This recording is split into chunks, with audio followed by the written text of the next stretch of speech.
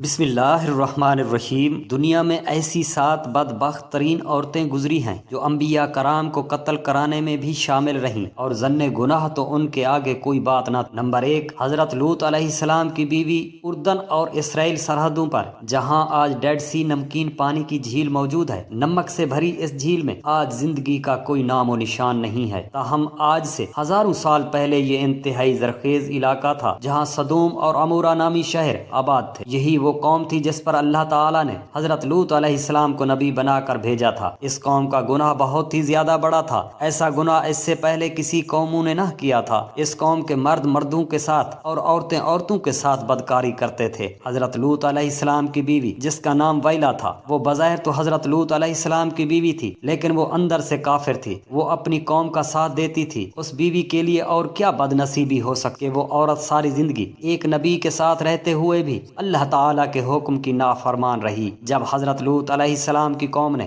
آپ علیہ السلام کی باتوں کو ماننے سے انکار کر دیا تھا، تو اللہ تعالیٰ کے فرشتے نوجوانوں کی صورتوں میں اس بستی پر ظاہر ہوئے جو حضرت لوط علیہ السلام کے گھر میں قیام پذیر ہوئے۔ حضرت لوط علیہ السلام کی بیوی جو اپنی قوم سدوم کے ساتھ ملی ہوئی تھی، اس نے اپنی قوم کے لوگوں کو ان نوجوانوں کے بارے میں خبر دی۔ گویا وہ قوم ایسے ان فرشتوں کے پیچھے بھاگی، توبہ نعوذ باللہ من ذالک، وہ ان سے گناہ کرنا چاہتے تھے۔ آپ علیہ السلام کو اللہ تبارک و تعالیٰ کی طرف سے حکم دیا کہ آپ اپنے گھر والوں کو لے کر یہاں سے نکل جاؤ۔ حضرت لوط علیہ السلام ابھی راستے میں ہی تھے کہ ان لوگوں پر اللہ تعالیٰ کی طرف سے پتھروں کی بارش ہو گئی۔ آپ علیہ السلام کی بیوی جو اپنی قوم کا ساتھ دے رہی تھی، وہ بھی اپنی قوم کے ساتھ تباہ و برباد ہو گئی تھی۔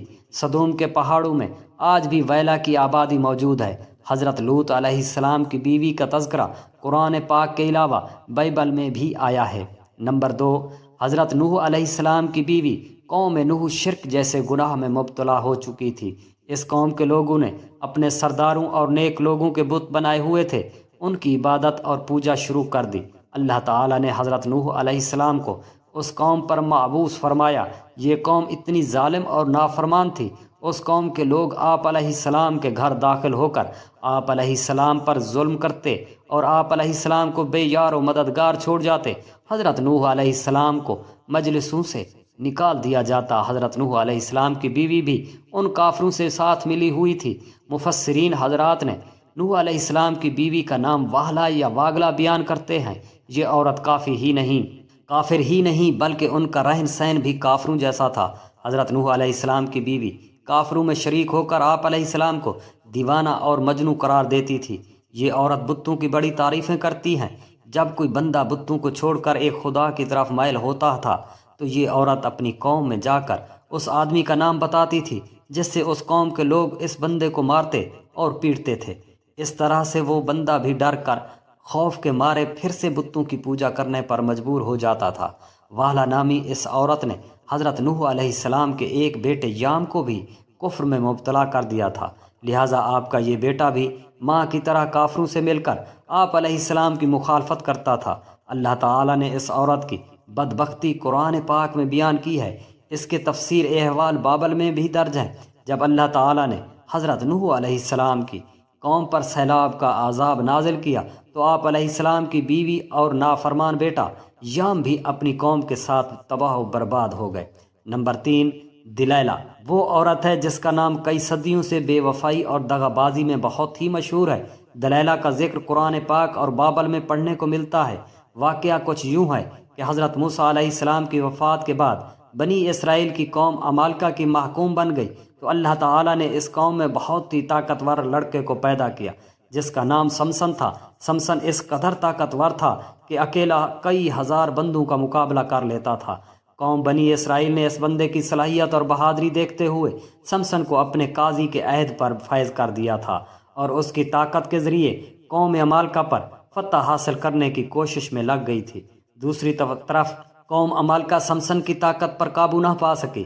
انہوں نے اپنی قوم کی ایک لڑکی جس کا نام دلیلہ تھا، اس کو سمسن کی بہادری اور اس کی صلاحیتوں کا راز دریافت کرنے کے لیے سمسن کے پاس بھیجا تھا۔ سمسن اس لڑکی کو دیکھ کر پاگل ہو گیا۔ وہ اس لڑکی کی محبت میں دیوانہ ہو گیا۔ اس نے اس لڑکی کو اپنی صلاحیت کے سب راز بتا دیے تھے۔ سمسن نے کہا اس کی طاقت کا راز اس کے لمبے بال ہیں۔ ایک دن موقع پاتے ہی دلیلہ نے سمسن کے لمبے بال کاٹ دیے تھے۔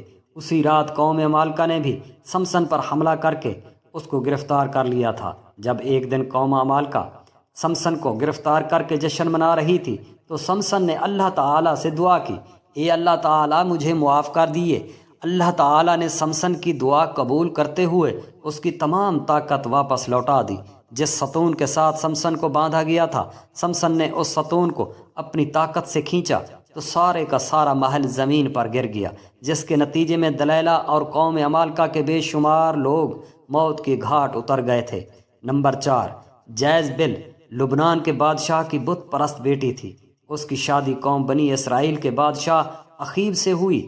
جیزبل نے نہ صرف اخیب کو بت کی پوجا پر لگایا بلکہ تمام ریاست میں ایک خدا کو ماننے کی بجائے بے شمار بت بنا دیے گئے تھے تاکہ لوگ ان بتوں کی پوجا کرتے ہوئے گمراہی سے باہر نہ نکل سکیں۔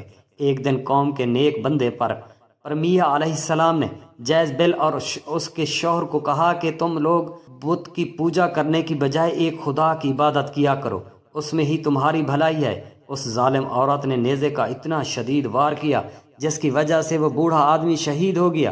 حضرت ارمیا علیہ السلام نے اس عورت کو بد دعا دی کہ بہت جلد ہی تیرے حسین و جمیل بدن کو کتے نوچ نوچ کر کھا جائیں گے۔ اس کے بعد اللہ تعالیٰ نے اس قوم پر حضرت الیاس علیہ السلام کو بھیجا، تاہم یہ ملکہ ایمان لانے کی بجائے آپ علیہ السلام کو بھی مارنے کے لیے تیار ہو گئی تھی۔ پھر ایک دن حضرت ارمیا علیہ السلام کی بد دعا رنگ لائی اور ملک اسرائیل پر سرحدوں کے قبیلی وحشی نے حملہ کر دیا۔ ان لوگوں نے ملکہ جیزسیل کو زخمی حالت میں سڑک پر پھینک دیا تھا، یہاں تک کہ بہت سے جنگلی کتے جیزبیل کے ارد گرد جمع ہو گئے تھے۔ کتوں نے اس کو نوچ نوچ کر کھا لیا۔ نمبر 5، عطالیہ حضرت الیاس کے دور سے تعلق رکھنے والی ایک جیزسیل کی بیٹی تھی جس کا نام عطالیہ تھا۔ یہ لڑکی بھی اپنی ماں کی طرح بہت ہی حسین و جمیل تھی۔ یہ بھی کافر تھی۔ اس کی شادی یہودا کے بادشاہ یہورام سے ہوئی تھی۔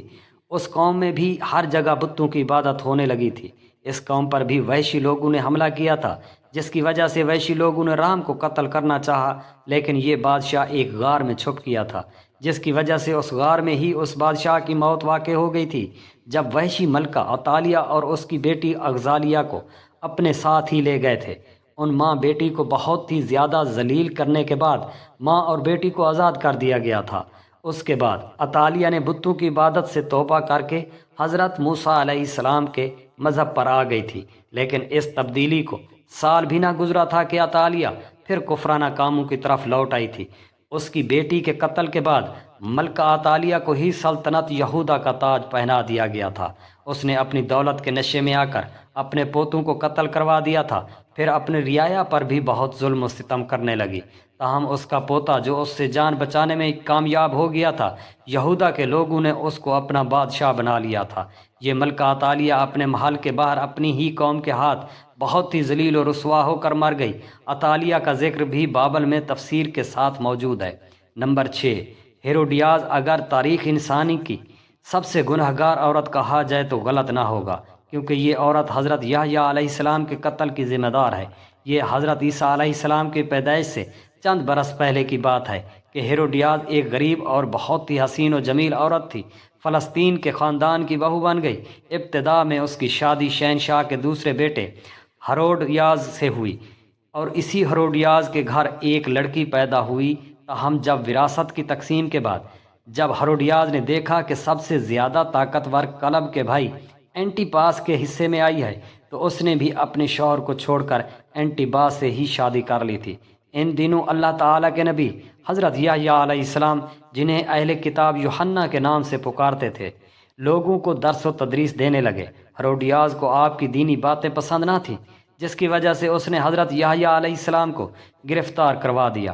ہیروڈیاز نے کافی بار کوشش کی کہ وہ اپنے شوہر اینٹیپاس سے آپ علیہ السلام کے قتل کے احکامات جاری کروائے، تاہم اینٹیپاس ایسا نہ کر سکا۔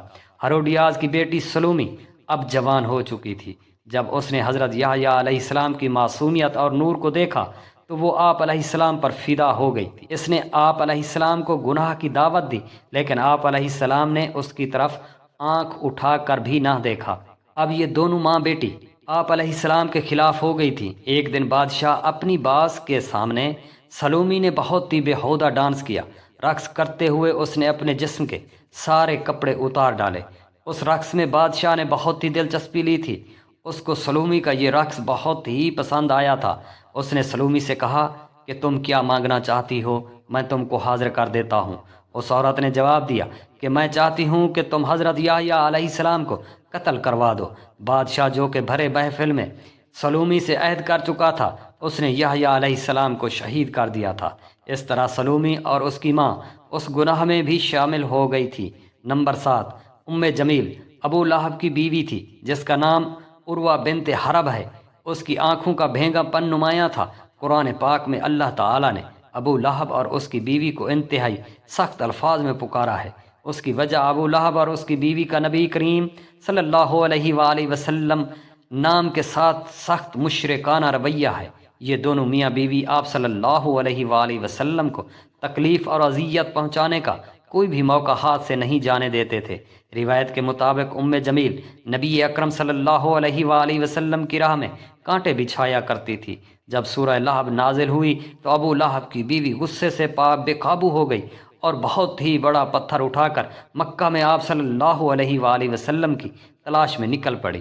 یہ کعبہ میں ابو بکر صدیق رضی اللہ تعالیٰ عنہ کے سامنے اس حالت میں آئی کہ اس کے منہ سے جھاگ نکل رہی تھی۔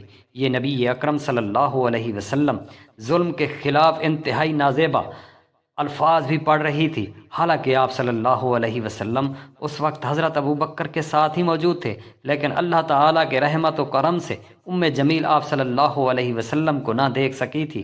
وہ وہاں سے گھر کی طرف روانہ ہو گئی تھی۔ بے شک ام جمیل تاریخ کی بدبخت ترین عورتوں میں شامل ہے، کیوں اس نے نبی آخر الزمان سرور کائنات وجیہ تخلیق کائنات حضرت محمد صلی اللہ علیہ وسلم کو بے شمار تکلیفیں پہنچائیں۔ یہ بدبخت اور گناہ گار ترین عورتیں تھیں۔ اللہ تبارک و تعالی ہم سب مسلمانوں کا حامی و ناصر ہو۔ جزاک اللہ خیرا کثیرا۔